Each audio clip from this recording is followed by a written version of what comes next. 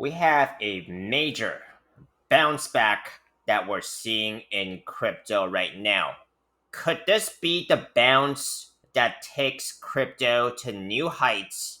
There's quite a few key levels to be paying attention to, and if you guys been following my channel, you guys would know where I am looking at for potential breakouts or a breakdown here that could be catastrophic for altcoins.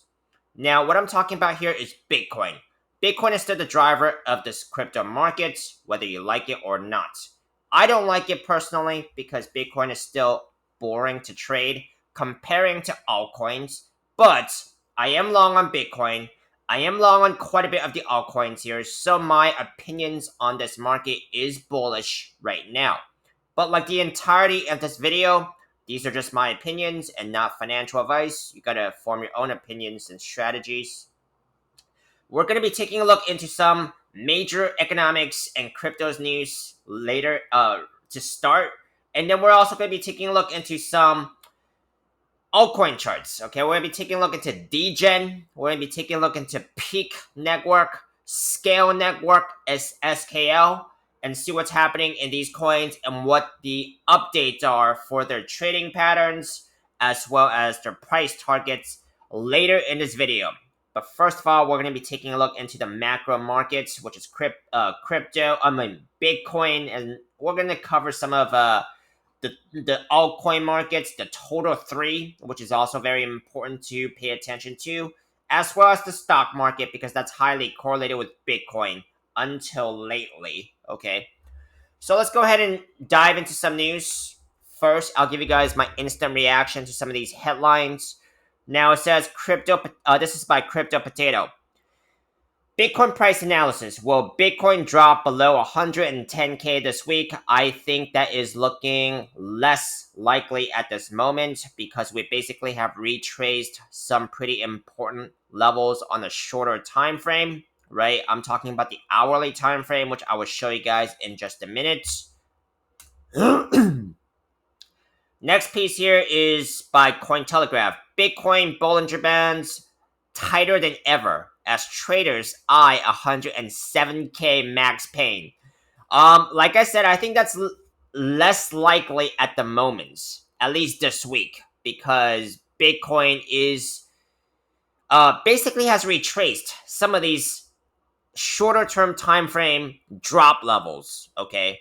But let's go ahead and take a look into some of the key points that this author is exploring because I like to hear ideas from both sides. Even though I am bullish, but it's always good to be open minded. See if the other side makes any sense. Okay. Let's go ahead and take a look into some key points here. Which first one it says Bitcoin price wars between bulls and bears continue as traders line up end of month Bitcoin price targets. These include a return to 107K or lower before a rebound, okay? So 107K will definitely imply a breakdown of the big bearish pattern that we're in right now, which is a rising wedge pattern, okay? If that thing breaks down, that is not going to be good for the altcoins. Okay, now next key point, volatility is expected as Bollinger Bands readings reach historically tight levels. I don't really study the Bollinger Bands, but I do know that when it gets really tight, there is a move coming. But, according to my chart as well, when I see patterns get really tight, that could also mean that a move is coming. Next piece here is by ZY Crypto. Bitcoin to 150,000 by Christmas. Scaramucci makes bold call on CNBC. So I hear calls from Arthur Hayes for 250K. That was covered yesterday. I see targets of 150K by Scaramucci here. I think 150K is pretty conservative targets. I think that is pretty likely. All right, next piece here is by You Today. Chinese Tesla competitor buying $1 billion worth of Bitcoin, Ethereum, and BNB. So this is what I'm talking about. I don't know how to be bearish right now, for the most part, because we just have so many bullish things happening. Let me make some points here. First of all, is going to be the Federal Reserve just started its Fed rate cut cycle, which is going to bring cheaper money into these risk-on assets like stocks, like gold. Gold is not really a risk-on asset in my opinion, but I mean it's going to drive up some of these asset prices. Crypto, of course, is a risk-on asset that's highly correlated with stocks. So we have institutions, organizations, the Federal Reserve, some of these key points that are just, that are buying into Bitcoin or driving cheaper money into Bitcoin. And of course, I'll show you guys the technical indicators I am also basing my judgment on. All right. All right, next piece here. This is by a trader in TradingView publishing his idea. I think this would be a good way to end the news segment here because I just want to open it up to other ideas as well because I mean you got to be open minded, okay? As long as the other side makes sense and you're still thinking critically. And right here it says bear market has started. Um, and this guy is showing the waves of a weekly time frame. We're on the weekly time frame, and I mean I disagree with this chart, right? I disagree with this chart. Let's just go ahead and read some of this. It says the end of the bull cycle. This is why I'm selling everything and won't buy again until September 2026. And then we can read some more into this, but I want to see if he actually makes any valid points, right? So, let's see. Alt season is a scam. It's time to grow up. Let's be honest. The alt season that everyone was dreaming of never happened. Yes, there were pumps of selective, mostly new altcoins, new coins, but the old guards, for the most part, showed nothing. Okay, therefore, I officially declare I will never use the word alt season again. It's a meme from 2017. So it doesn't really give me any valid, solid points here, right? It really just it sounds like an opinion piece, right? Let's just go ahead and yeah, I mean, you guys can see there is I mean, let's see if this is any solid points here.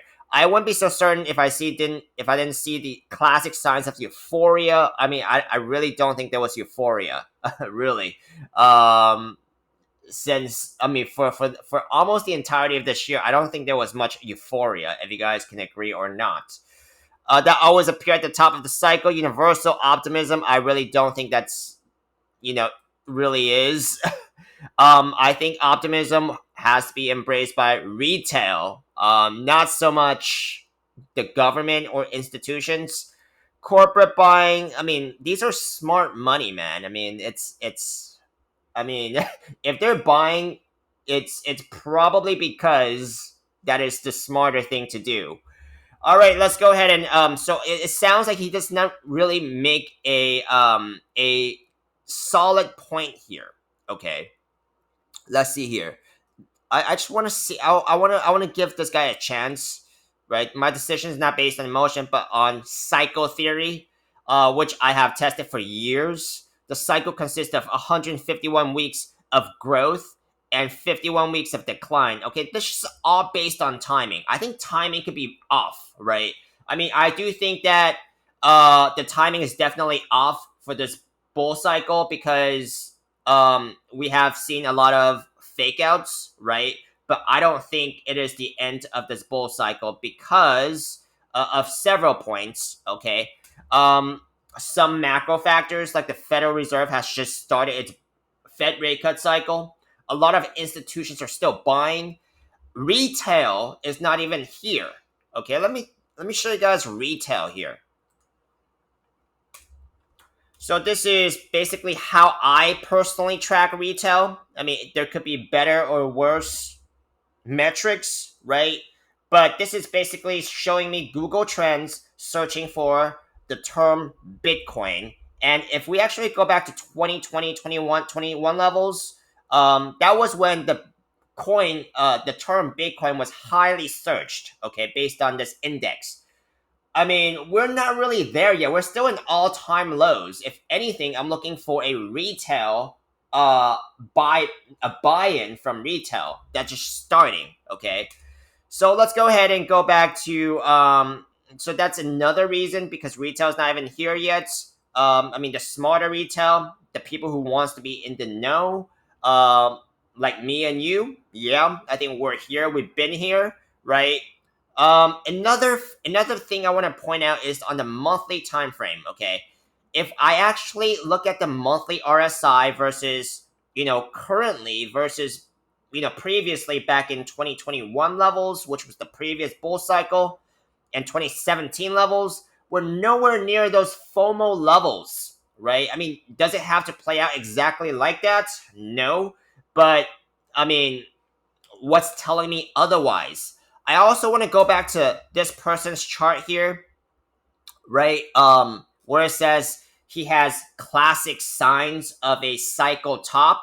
I don't think we have seen classic signs of a cycle top based on this cycle here. If you guys actually take a look into previous cycle tops, this is basically the 2021, the two waves of 2021. You see a very sharp decline here, right? You guys can see this is April 2021, May 2021. That was a huge decline. And back in October, November, that was a huge decline. We're not seeing that here, right? I mean, that is just me, right? In 2017, I was not here in 2017, but look at the data. Okay, data is powerful. Almost a huge decline as well, right? You had basically a blow off top at 20,000, and it just never. I mean, just it went down very sharply. That's not what we're seeing here. We're still consolidating at about 110K, right? So this is why I disagree with that piece. So let's go ahead and move on and take a look into the stock market real quick. Stock market. What's very important to be paying attention to here on this chart is that it broke out of a rising wedge pattern, okay, as of last week's weekly candle close. That is a very bullish move, okay, breaking out of a bearish pattern, okay. So that is, I mean, it's still usually very correlated with Bitcoin, okay. Not for the past week or two, but I mean the correlation has been there. I mean it could be disconnected for a little bit, but they're both risk on assets. All right, so let's come back to the Bitcoin chart here. Bitcoin chart, this is the weekly time frame. Okay, weekly time frame, rising wedge pattern. If this thing breaks down, yes, it would be very bad for Bitcoin, crypto, altcoins. Breakdown target, if this thing breaks down here, for example, the breakdown target would be right underneath 80K here. Quite a bit of support between the price action right now and the breakdown target, including the weekly 21 SMA, where I have put it in like yesterday I put in another long for Ethereum, but that's just me personally because I could tolerate that risk, right? And I'm gonna be looking for a short-term profit out of that position. Now, let's go ahead and take a look. So even if this thing breaks down, there's quite a bit of moving averages that could be acting as support. One of which is going to be the daily 200 SMA. That's going to be about 104K. Now let's go ahead and take a look into a smaller time frame here. I also want to talk about if Bitcoin actually follows the stock market and breaks out of this thing to the upside. That's also very bullish for Bitcoin and crypto. The first signal I'm looking at for here, if Bitcoin can actually break back above its daily moving averages with solid candle closes, that would be a good sign that this could be sending Bitcoin for another swing to retest this upward trend line. All right, let's go ahead and go to altcoins. I'm going to be skipping total 3 right now because I'm running out of time. Let's go ahead and go to DEGEN and see what's happening with this altcoin here. Weekly time frame, DEGEN. Okay, weekly time frame, DEGEN. It broke out of this falling wedge pattern. Price target would be about 0.55 cents. Price target is still valid. Price targets are estimates only. Very much depends on what happens with Bitcoin. If Bitcoin starts dumping, these altcoin setups, they're not going to be worth very much. Let's go ahead and go to the daily time frame. Daily time frame here. I mentioned the falling wedge pattern here broke out. It hasn't met its price target before dumping. Okay, so what could be happening with DGen right now is I'm going to rechart this chart because it basically dumped back into the pattern, and when you get candle closes back into the pattern on the highest time frame that it is valid on, that invalidates the pattern. Now, this is another pattern we could be looking at right here for DGen. It's a bigger falling wedge pattern that is still valid because the price action is still above the upper trend line of this pattern here. Okay, and I did not spot this pattern last time, so I'm going to tell you guys that. And basically, the price target for this pattern would be about 0.5 cents DGen. Let's see if it gets there. There's quite a bit of resistance along the way, including your daily moving averages. Let's go ahead and go to Skale Network, see what's happening with this coin here. Weekly time frame, Skale Network.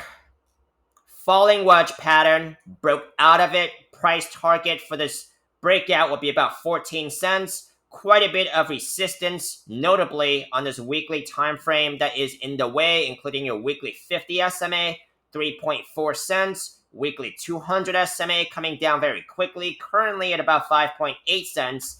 This this breakout is still valid because I still see weekly candles above this upper trend line. Okay, let's take a look into a smaller time frame here. Smaller time frame, I talked about this falling wedge pattern. Daily time frame, price target about 5 cents, and it is on the daily 200 SMA as support right now at about 2.4 cents. Okay, that is going to be support. You don't want to see Skale Network break back into the pattern and break the support. Okay, so this is basically what I'm seeing. This breakout here is still valid. Price action is still above this upper trend line of this pattern it broke out of. Let's see if it meets that smaller target before the next one. Let's go ahead and go to Peaq Network. Peaq Network weekly time frame. I talked about this on my last video, and this is a falling wedge pattern. Definitely a pattern you should be paying attention to. Probably the most common pattern you guys will see if you guys just start charting these charts. Very simple, very effective. It gives you lower risk entries rather than chasing breakout on the day of. Now, this is a falling wedge pattern. Falling wedges usually break to the upside. Of course, also you have to mind the downside risk as well because they could break down. It's all a probability game. Now, Peaq Network broke out of this pattern last week, a solid break. Now, price target based on this breakout would be about 27 cents, almost about 27 cents. What has it been doing since Peaq Network has actually broke out of this pattern? Daily time frame, there is some divergence, right, on the RSI that tells you there is weakness in this move of this higher high, right, because you're seeing a lower high or equal high on the RSI. Now, that's classic bearish divergence. Let's go ahead and zoom in and see what this price action could be doing. 12-hour time frame. That's the one I'm interested in most. All right. So basically, you want to see Peaq Network break out of this upper trend line here on the shorter time frame. It's the 12-hour time frame. If it doesn't break out, this thing is going to break down. And the next key level I'll be looking at will be, well, of course, it's going to be the upper trend line, but you're going to have your daily 200 SMA and your daily 21 SMA. That's going to be the next level of support to be paying attention to, and see if it bounces off those, right? If it doesn't break this upper trend line right now. So this basically wraps up for this video for these coins. Let me know if you guys want to continue seeing them or any other coins in this market. I'll pick a request to do for you guys on a daily basis. See you on the next one.